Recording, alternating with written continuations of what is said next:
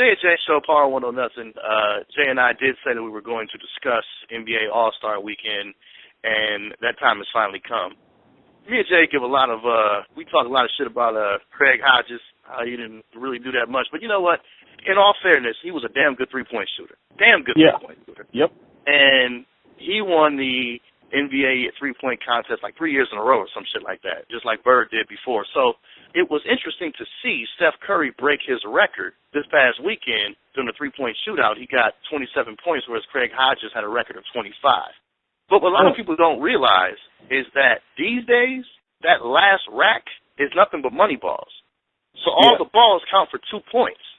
Yep. Back when Craig Hodges did it, you had 4 regular balls and 1 money ball. That's it. Yep. So the question is, did he beat his record? Yeah, officially, yeah, but technically, no. I agree. I agree. You know, from a technical standpoint, he didn't beat the record.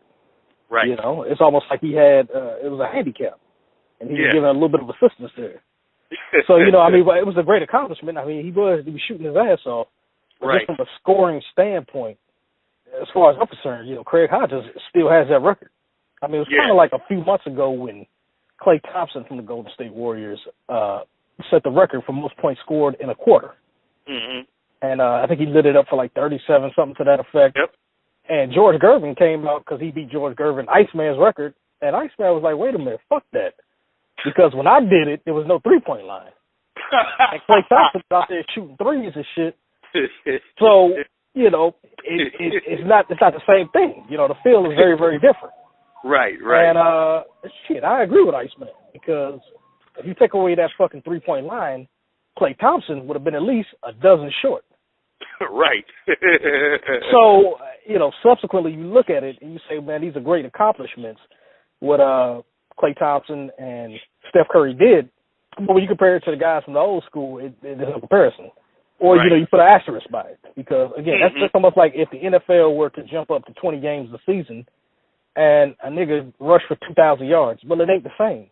Right, when goddamn it, OJ and them did it, and Terrell Davis and them motherfuckers. So Eric Dickerson and niggas. It's a different game once you do that. Right. So, absolutely, you know, man, 100%. Which is not to take away from their accomplishments. You know, look, I ain't saying that Klay Thompson ain't shit. Right. And I didn't say Steph Curry wasn't about shit, but you got to look at things for what they are, man. And if you're gonna compare it to the old school, and you're gonna say that these are the record holders, don't forget the guys who did it under a different set of circumstances that were actually less beneficial to record breaking as a whole. Absolutely. Something else that we got to talk about is the dunk contest. You know what, man? It's like, seems to be each year now, there's like one fucking standout that goes out there and he dunks his ass off and he impresses the crowd. But, you know, I always got to go back to, again, the old school. I know me and Jay old school motherfuckers, but if you really listen to us and you take a look at the shit that we're talking about, then you'll understand why.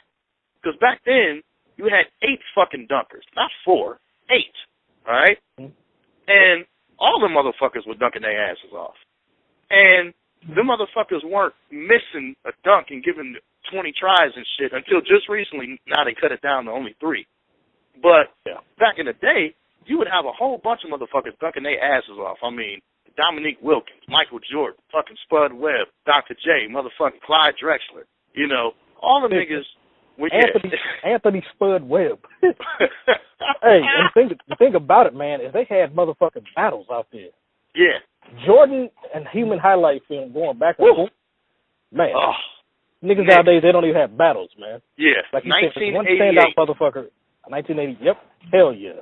That was a duel for your ass, nigga, in Chicago. A battle for your goddamn ass. And motherfucking, nowadays, you have one solid dunker, 2 niggas that's trying to do something, but just trying to be seen, trying to get them some pussy after the show. Right. And, you know, going out there and putting on a half-ass performance. And even back then, you had the superstars. The niggas averaging 20, 25 points, 30 points a game. Not some bum-ass scrub motherfuckers on the bench that you don't even know who they are. I mean, this was the first time a nigga won the dunk contest, and I'm like, who the fuck is this? Whereas in years past, you knew who the fuck was out there dunking. And, I mean, you had Vince Carter. You had I mean, we can go on and on and on naming those motherfuckers, but the reality is, nowadays niggas is winning dunk contests and you barely know who the fuck they are. Yeah, but you got these no-name ass niggas, man, and you hear these names like, hold on, wait, I ain't never heard of this motherfucker. Right. But he's gonna be the dunk contest, and that's supposed to be the star fucking attraction. No, nigga. Star fucking attraction. Yeah, that's no name Uncle Tom motherfucker. Yeah, right. That's the event of the night that everybody's waiting on and talks about, and you got 4 motherfuckers, and 3 of them you looking at like, huh? I didn't know these motherfuckers existed. Can they dunk? Can they dunk? So who are they? Yeah. What are these niggas, man? Yeah. So, it's a lot different, man. I ain't hating on them for trying to do their thing and shit because I give them at least credit for getting in the damn thing because motherfuckers like LeBron who still ain't got in there and will never get in there, you know what I'm saying, because he's a whole ass nigga. But, it's just not the same as how it used to be, man. You want stars in that motherfucker, man. People who we know can dunk, people who the crowd actually gives a shit about, Go out there and put on a fucking show, man. It's All-Star Weekend shit. Man. Yeah. All-Star Weekend, show your ass, man. You're right. Put on a performance, show your natural black ass out there. Don't half step. Go half step. I'm looking at the All-Star game, man. Shout out to Russell Westbrook who did his thing out there. But, again, there was no intensity on the defensive end. Whereas in All-Star games past, niggas hated each other. East hated the fucking West. Right. Oh God, nigga, Magic Johnson couldn't stand Larry Bird. At least not on the court. Yeah. Nobody in the Western Conference liked Isaiah Thomas. Nobody in the Western Conference liked anybody that played for the fucking Detroit Pistons. Right. So if any of them niggas was in the All-Star game, you knew some shit was gonna go down. Nowadays, it looked like these niggas is just out there trying to put on a quick show, score a bunch of points, and then go get some pussy afterwards at the club. Yeah. I'm not. Look, I ain't mad at nobody for getting no pussy, but I want to see niggas that hate each other playing against each other on the court. Yeah. Not niggas that's alright with each other. Not niggas, kids spend time with one another, sleepovers and shit. I want to see the niggas who won't let their kids play with the other niggas' kids, because that's how bad they hate the niggas. Hey, you know what, man? Yeah, the Pistons too, man, because even the recent Pistons, I say recent, but I mean like 06, but that going to work crew, man, when they had Ben Wallace, Rasheed, Chauncey, and Rip, and all 4 of the motherfuckers was in the All-Star game. Yep. And they all came off the bench at the same time, and the whole level of intensity that game changed because the motherfuckers, they was playing defense, making running plays and shit. The motherfuckers was like, yo, this looks like a regular game, motherfucker, because these motherfuckers came in and shit. They running their own sets, man, they blocking shots and shit.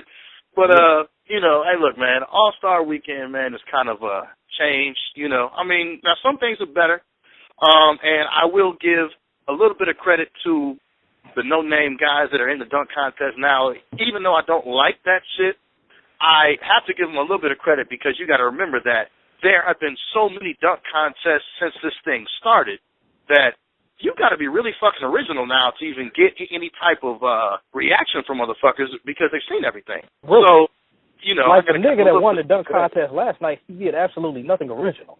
Mm-hmm. He did some acrobatic shit. I give him that. Yeah. Putting the ball through his legs, around his back, shit that we can't do, but stuff that we saw before. So yeah, really wasn't all that impressed. You've pretty much seen everything before, and that's what I mean. It's like, you still get up there, and you know that nothing you do is going to be original. Nothing. I mean, it's harder and harder to find something that is original now. Because even when Dwight Howard and them were doing that shit, it's still, he did the thing with the stickers and, Blake Griffin fucking jumping over a car and shit like that, although it was just a lower ass end of the car. It wasn't, all that impressive. But either way, they got to go above and beyond this shit just to do something that hasn't been seen before.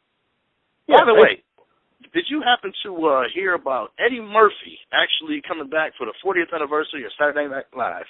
Yep, I actually saw it. Me and one of my girls were sitting there watching it. And, I'll tell you this, man. Seeing Eddie up there brought back a lot of memories for me, man, because as an 80s baby, when it came to comedy, there was Eddie Murphy and nobody else. And I don't mean any disrespect to Richard Pryor, any of the legends. Right. I'm talking about in the 80s. Richard Pryor, them motherfuckers wasn't as hot in the 80s as they were in the 60s and the 70s. Right. So there's no disrespect to them, but as far as the 80s are concerned, that was all Eddie Murphy. I got a question. Why don't white people just leave the house when there's a ghost in the house? Very simple. It's a ghost in the house, get the fuck out. And not only did they stay in the motherfucking house and poltergeist, they invited more white people over. Sitting around going, our daughter Carol Ann's on the television set. I would have been gone. If I had a daughter been down the precinct and said, look man, I went home and my fucking daughter's on the TV set and shit, so I just fucking left.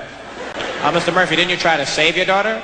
Yeah, I'm a man and shit. I tried to save. I turned the channel, the shit didn't work. I got the fuck out.